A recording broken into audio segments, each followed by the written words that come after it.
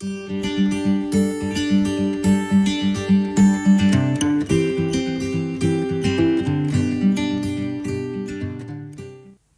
bonjour et bienvenue à chacun, à chacune. Heureux de vous retrouver tout à nouveau pour un café à la fois, ce temps de méditation autour de la parole du Seigneur. Voilà, que sa parole vous bénisse et que la grâce et la paix de Dieu vous accompagnent pour cette journée encore. Alors j'aimerais continuer notre lecture. On est dans l'évangile de Marc et nous allons continuer toujours au chapitre 10. Quelques versets rapidement, des versets 13 à 16. Alors je lis. On amena à Jésus des petits enfants afin qu'il les touche, mais les disciples reprirent ceux qui les amenaient. Jésus, voyant cela, fut indigné et leur dit : Laissez venir à moi les petits enfants et ne les en empêchez pas, car le royaume de Dieu est pour ceux qui leur ressemblent. Je vous le dis en vérité, quiconque ne recevra pas le royaume de Dieu comme un petit enfant n'y entrera point. Puis il les prit dans ses bras et les bénit en leur imposant les mains. Amen. Alléluia. Alors, j'aimerais non pas discuter avec vous de qu'est-ce que ça veut dire devenir comme des enfants afin d'entrer dans le royaume de Dieu, parce que ça, on en a déjà parlé à la méditation du 11 août. Alors, si ça vous intéresse, connectez-vous, un café à la fois du 11 août 2020. Voilà. J'aimerais plutôt aujourd'hui en profiter que Jésus ait affaire à des enfants afin de parler aux parents. Parce que, vous savez, être parent, c'est le plus beau métier du monde, mais c'est aussi le métier qui a le plus de responsabilité. Parce que, finalement, les enfants, ce sont nos enfants, bien entendu, mais quelque part, ils ne nous appartiennent pas vraiment, ils appartiennent au Dieu créateur. Et donc la responsabilité d'un parent chrétien, c'est de ramener son enfant vers son créateur. Et quelle grande responsabilité qu'est celle-là. Alors j'aimerais dédier cette méditation aux parents. Si vous ne l'êtes pas, écoutez, parce que peut-être que vous le serez un jour, par la grâce de Dieu, ou peut-être que vous êtes déjà grand-père, grand-mère. Alors, écoutez encore davantage. Alors, je veux parler avec humilité parce que, certes, j'ai 6 enfants, mais ils sont encore en bas âge. Et comme on me l'a déjà tellement dit, petit enfant, petit problème, grands enfants, grands problèmes. Donc je n'ai pas encore connu les grands problèmes. Mon aîné va avoir 11 ans dans quelques jours. Donc, vous voyez, ils sont encore tout petits, les miens. Mais je crois qu'il y a des bases bibliques pour nous, peu importe l'âge de nos enfants. Voilà. Éphésiens 6,4 nous dit : Vous, pères ou mères, n'exaspérez pas vos enfants, mais élevez-les en les éduquant et en les conseillant d'une manière conforme à la volonté de Dieu. Ah, il existe donc une manière d'élever nos enfants qui n'est pas conforme à la volonté de Dieu. Et Dieu nous propose de les élever selon la volonté de Dieu, c'est-à-dire selon la parole du Seigneur. Amen. Alors, j'aimerais introduire quand même en disant que chaque enfant est différent. Il y a des enfants qui peuvent être calmes, voilà, ils ne bougent pas. Tu peux même en bas âge les mettre sur une chaise pendant 1 heure. Cool, ils ne bougent pas. Voilà, c'est des enfants avec qui tu peux aller au resto tranquille, il n'y a pas de problème. Ils vont pas faire le foutoir, comme on dit, hein, excusez-moi du terme. Par contre, il y a d'autres enfants, au bout de 30 secondes sur une chaise, la chaise finit à l'envers. Voilà. Ou alors la table, vous avez le choix. Voilà, moi les miens, les 6, ils sont comme ça. Hein, ils font partie de la 2e catégorie. Bon, alors, juste une parenthèse, j'en profite. Ne jugez pas les parents par rapport à la vivacité des enfants. Peut-être ils courent, peut-être ils font du bruit, voilà. Mais c'est la personnalité des enfants. Et lorsque nous élevons nos enfants, même selon la parole de Dieu, jamais, au grand jamais, nous ne devons changer leur personnalité. Amen. Nous sommes plutôt appelés à les responsabiliser au regard de la parole de Dieu. Et ce n'est pas la même chose. Et puis n'oublions pas, comme le dit ce dicton, les chiens font pas des chats. Voilà, moi-même et mon épouse sommes aussi dynamiques et donc automatiquement nos enfants le sont aussi. Voilà. Donc apprenons par contre à élever nos enfants par rapport à leur personnalité. Oui, il faudra trouver des activités qui leur correspondent. Il faudra trouver la façon d'élever qui leur correspond aussi. Et on va en reparler. Alléluia. Alors, avant toute chose, les parents sont appelés à s'accorder pour pouvoir élever leurs enfants comme il convient. Pour ma part, j'ai eu une éducation qui m'est propre. Mon épouse a aussi grandi avec une éducation qui lui est propre à elle.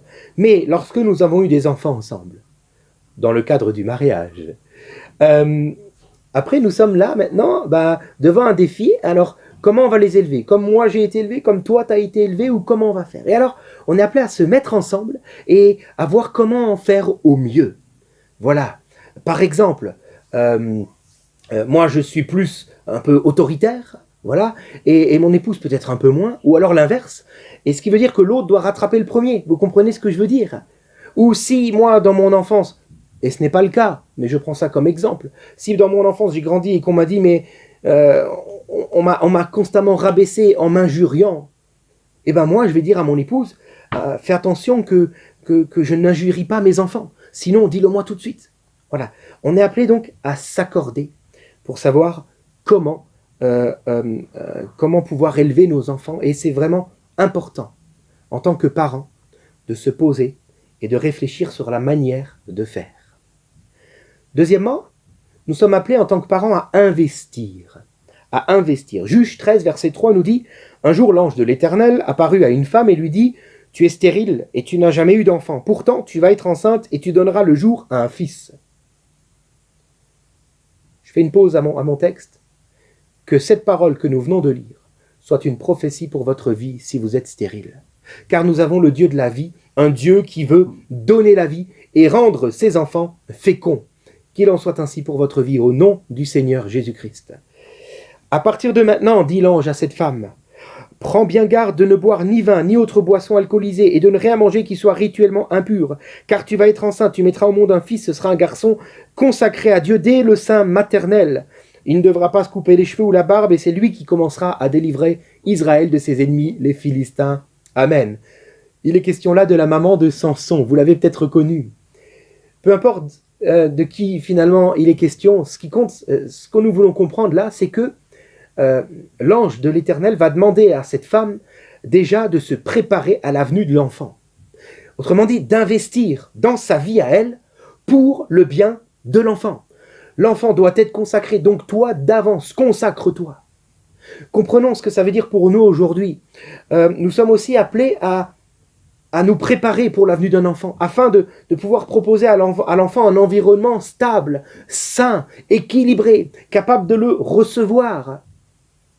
Alléluia, c'est une chose de compter sur la grâce, mais nous sommes aussi appelés à investir. Autre chose, par exemple, je vais peut-être me mettre un petit peu moins dans l'assiette pour que mon enfant puisse aussi en avoir. Alléluia. Je vais peut-être arrêter de rêver de m'acheter un écran plat, mais plutôt, tous les mois, mettre un peu d'argent sur le compte de mon enfant, à la banque. Je veux investir pour sa vie, et je ne veux pas voir ça comme une perte pour moi, mais comme un investissement pour mon foyer. Alléluia. Alors nous sommes appelés à investir, et je veux parler à la génération d'aujourd'hui.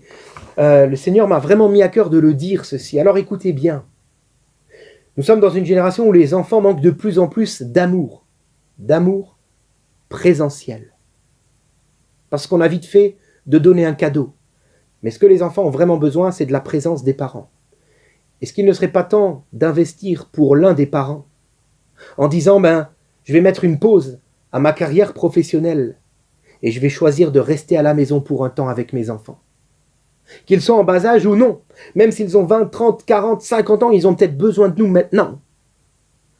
Et le Seigneur nous dit, mais maintenant, il te faut investir dans la vie de l'enfant. Alléluia. Et puis, bien entendu, les parents sont appelés à élever, à éduquer leurs enfants. Comment cela? Selon la parole du Seigneur. Selon la parole du Seigneur. Dans 1 Samuel, chapitre 2, verset 22, je ne vais pas le lire, mais vous pourrez le faire si vous le voulez. Il est question, non pas du prophète Élie, mais du sacrificateur Élie, qui entend parler que ses enfants font plein de choses qui ne glorifient pas Dieu, qui déshonorent Dieu même, où ça, dans le temple, là même où Dieu est présent. Élie va faire quoi? Une simple remontrance verbale à ses enfants. Mais cela ne va pas suffire. Et Dieu lui fera comprendre par la suite, tu honores plus tes enfants que moi-même. Voilà pourquoi Élie va perdre son sacerdoce. Qu'est-ce que je veux dire par là? Je veux dire que il est marqué dans Proverbe 22, verset 15. Écoutez bien, la tendance à faire des actions déraisonnables est ancré dans le cœur de l'enfant. Ok, ça c'est une chose. Le bâton de la correction l'en extirpera. Ah, ça c'est autre chose. Ça c'est le rôle du parent. Je ne suis pas en train de vous dire que dès que quelque chose va mal, il faut tout de suite lever la main, lever le bâton de la correction. Pas du tout. Pas du tout. Cela doit demeurer une exception, bien entendu. Mais lorsque les enfants font des choses qui devraient mériter, lorsque les enfants font des choses qui déshonorent Dieu, alors qu'ils étaient conscients de cela, alors qu'ils ont reçu l'éducation pour cela, nous sommes appelés à aller au-delà d'une remontrance verbale. Sans quoi cela reviendrait à honorer davantage nos enfants que le Seigneur. Mais je veux nuancer ce que je viens de dire avec Colossiens 3,21 où il est écrit « Père » ou « Mère », n'irritez pas vos enfants de peur qu'ils ne se découragent. Alors que le bâton de la correction demeure quelque chose d'extrêmement rare dans l'éducation. D'accord ? Extrêmement rare. Mais s'il le faut, que nous puissions tout de même en arriver là. Car c'est pour le bien de notre enfant. Sinon, il se dira « Je suis libre de faire ce que je veux ». Mais cette liberté va lui retomber sur le coin du nez un jour. Alléluia. Mais comprenons que nos enfants sont différents les uns des autres, j'en ai parlé au début, et pour l'un, lorsque des fois nous allons élever la voix, alors cela suffira, parce que nous élevons la voix rarement. Mais si tu es quelqu'un qui élève la voix tous les jours, alors élever la voix, ça ne changera plus rien. Mais si c'est quelque chose de rare, alors tu vas devoir élever la voix, et cela suffira pour tel enfant. Mais pour un autre enfant, élever la voix sera synonyme de rejet. Et ça ne marchera pas du tout pour l'éducation. Il faudra plutôt t'asseoir, discuter à sa hauteur, en disant voilà ce que la Bible dit, voilà ce que toi tu as fait. Et là, l'enfant va comprendre l'importance. Alléluia. Alors, comprenons qu'il faut adapter aussi notre éducation à chacun. Alléluia. Pour certains, donc, s'asseoir et discuter ne servira à rien. Pour d'autres, c'est exactement ce qu'il faudrait faire. Proverbe 22, verset 6 nous dit « Apprends à l'enfant le chemin qu'il doit suivre, même quand il sera vieux, il n'en déviera pas. » Amen. Alléluia. C'est dans la plus tendre enfance qu'il faut inculquer les valeurs chrétiennes aux enfants. Amen. Afin que quand ils grandissent, ils puissent s'en souvenir et marcher à la suite du Seigneur. Il est bien plus facile d'élever un enfant que de réparer un adulte. C'est réellement dans l'enfance que doit se forger l'engagement chrétien. Amen. Proverbe 6, 23, j'aime bien les proverbes, vous avez remarqué, nous dit ceci, car le précepte est une lampe et l'enseignement une lumière. Les avertissements et les reproches sont le chemin vers la vie. Amen. Que nous puissions réellement prendre le temps d'élever nos enfants dans la parole de Dieu, de les enseigner chaque jour, en prenant le temps avec eux, en investissant ce temps avec eux. Et vous remarquerez que, finalement, ce n'est pas seulement vous qui allez élever vos enfants dans la parole, mais eux aussi, par leurs questions, par leur intérêt aux choses de Dieu, ils vont aussi vous apprendre beaucoup de choses. Et ça, c'est merveilleux. Et que nous puissions aussi, le soir venu, demander à nos enfants alors comment était ta journée. Et selon leur réponse, leur exprimer la volonté de Dieu selon sa parole. Amen. C'est ça, l'enseignement chrétien. Et au-delà des mots, n'oublions jamais que nous sommes l'exemple vivant de ce que nous pouvons dire. Puissions-nous donc vivre ce que nous voulons enseigner ensuite à nos enfants. Et je terminerai en disant, 2 Timothée 1,5 nous dit, je garde, c'est Paul qui dit à Timothée, je garde le souvenir de ta foi sincère, cette foi qui se trouvait déjà chez ta grand-mère Loïs et ta mère Eunice. À présent, elle habite aussi en toi, j'en suis pleinement convaincu. Amen. Ça veut dire quoi? Ça veut dire que la foi se transmet de génération en génération par l'éducation chrétienne, mais aussi par des genoux à terre et dans la prière pour nos enfants. Prie pour tes enfants. Prie pour tes enfants. Amen. Alors un dernier mot, parce que je ne veux pas être seulement spirituel. J'aimerais que vous compreniez aussi que être parent, c'est quelque chose de merveilleux. Si quand on est parent, les journées nous paraissent extrêmement longues par moment, j'aimerais nous rappeler que les années sont terriblement courtes. Parce que oui, si c'est un travail difficile, très souvent, combien le temps passe vite. Alors surtout, profitez de l'instant. Profitez de vos enfants. Profitez de vos enfants. Amen. Seigneur, je prie pour tous les parents qui écoutent, ou pour tous les parents en devenir, ou les grands-parents, etc.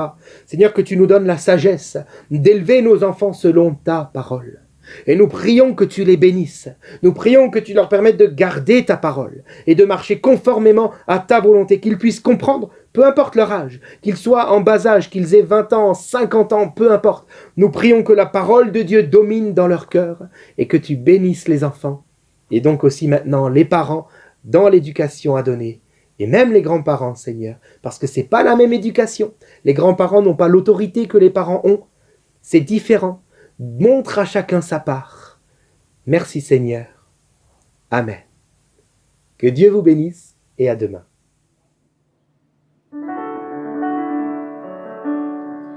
Je veux servir les projets de Dieu dans ma génération. Je veux servir les projets de Dieu pendant qu'il est temps. Je veux donner ma vie pour quelque chose qui vaut la peine. Oh oui, je veux accomplir ta volonté. Qu'y a-t-il sur ton cœur? Dis-moi ce que tu attends. J'agirai selon ce que tu veux, Seigneur. Qu'y a-t-il sur ton cœur? Dis-moi ce que tu attends. J'agirai selon ce que tu veux,